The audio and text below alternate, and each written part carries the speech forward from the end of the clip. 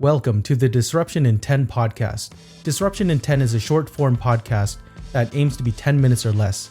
I want to disrupt your day for 10 minutes and leave you with some insightful thoughts and perspective on growth mindset, specifically as it relates to being a creator or business owner.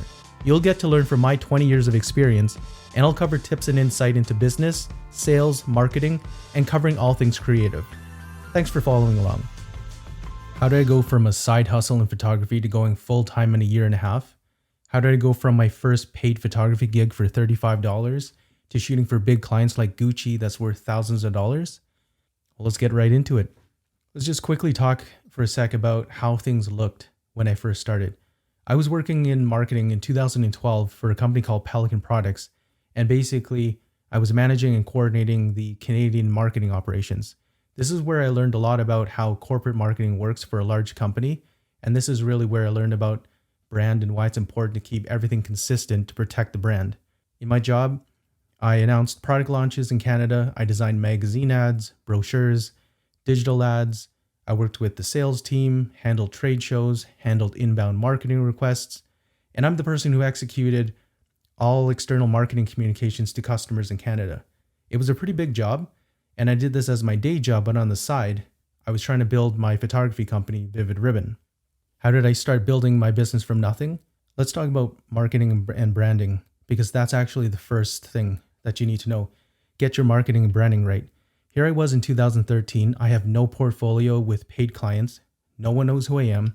There's already well-established photographers out there in Edmonton, and I'm trying to compete with that. How do I do that? Well, because I worked in marketing, I used that knowledge to my advantage. Before I introduced my business, I made sure that I had my marketing and branding in place. My goal was to make my business look larger than it was. Marketing and branding is all about perception. At this point, the only thing that mattered was making my company look professional. I had design experience, so I designed my company's branding, the look and feel. I designed the website myself because I knew that people would want to search me up. So I also made sure that I had professional looking business cards already set up. My wife and I incorporated the business as Vivid Ribbon Inc. so that it gave the perception that we were already well established. And this next part is something I think was really important as well. Most of the communication that I was going to do was through email, so I wanted my email to come from vividurban.ca versus @gmail.com. So I paid Google to manage the email for my domain. And as a side note about email, I know that there's many people out there right now who use Gmail as their main or primary business email. And can you be successful doing it that way? Absolutely. But for me, when I was thinking about marketing and branding and coming into a market that's saturated with already well-established players in the game, and me wanting to stand out, I wasn't going to go with a gmail.com email.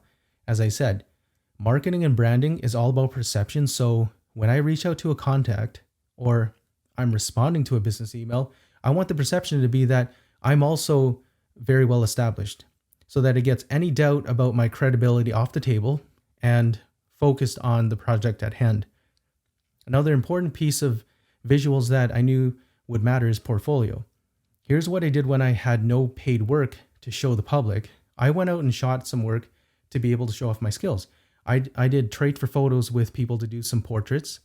I wanted to get into architecture, so I walked around Edmonton and an area, and I shot some inspiring architectural shots. I put together some product shots. I approached the shoot as if I was being hired to do the work so that I would feel like there was something on the line, that, me shooting wasn't just for fun. And even though a client didn't pay me for any of that work, it doesn't matter because my photos are my resume. It shows people what my capabilities are. So additionally, when you're thinking about marketing and branding, you have to consider whoever is looking at your website, your social media profile, they are already judging in their own mind whether or not you appear to be of the caliber they are looking for. You might be really great at photography, but they've never met you in person and they have nothing else to go off of. So they only have the public stuff to judge your business off of it. It's not any one thing that will help them make this decision. It's everything as a package. Your visual presentation, that's your branding, your website, your portfolio, how professional everything appears to be. I got that nailed down as soon as possible. Number 2, build relationships.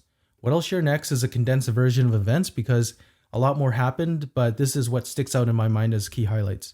I connected with someone on Twitter named Kelsey. She was self-employed, doing really well for herself, very independent, self-motivated, and an innovator in her industry. I really admired her mindset and attitude towards customer service and her own business, and it resonated with me because those were all things that I was focused on and wanting for my own business.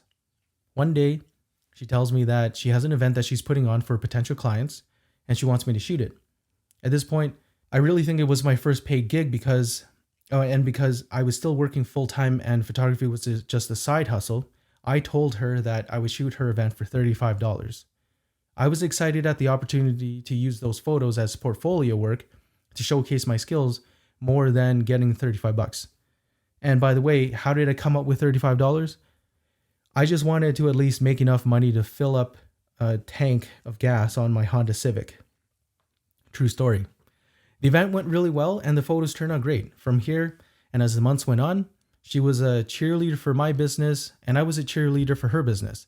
She constantly referred my name when her contacts would ask about photography, and she did send a ton of business my way. And obviously I was able to charge a lot more later on because my skills increased. Everything worked out. We're still friends today and she's gone on to build an amazing brand for herself, and I have good memories of our early years together as she was really someone who was there at the beginning, who was a part of my journey and growth. So that was part A of building relationships. Part B is putting yourself out there. In 2014, as I said, no one knew who I was or what my business was about, so I made a point of getting my name out there. I was fairly new to Twitter, so I thought I'd give it a chance. I started getting into the hashtag YEG to see, what was going on in Edmonton, who was who. And I was surprised to learn about all the events that were happening, all the interesting people and the things that were going on that I didn't know before. Through just chatting with people on Twitter, I made some new friends. I started asking people to meet up for coffee so that I can learn more about what they do. I didn't have the intention of going to these coffees with selling my business because that would be off-putting. I think I just wanted to build some more skills in conversing with people in a genuine way.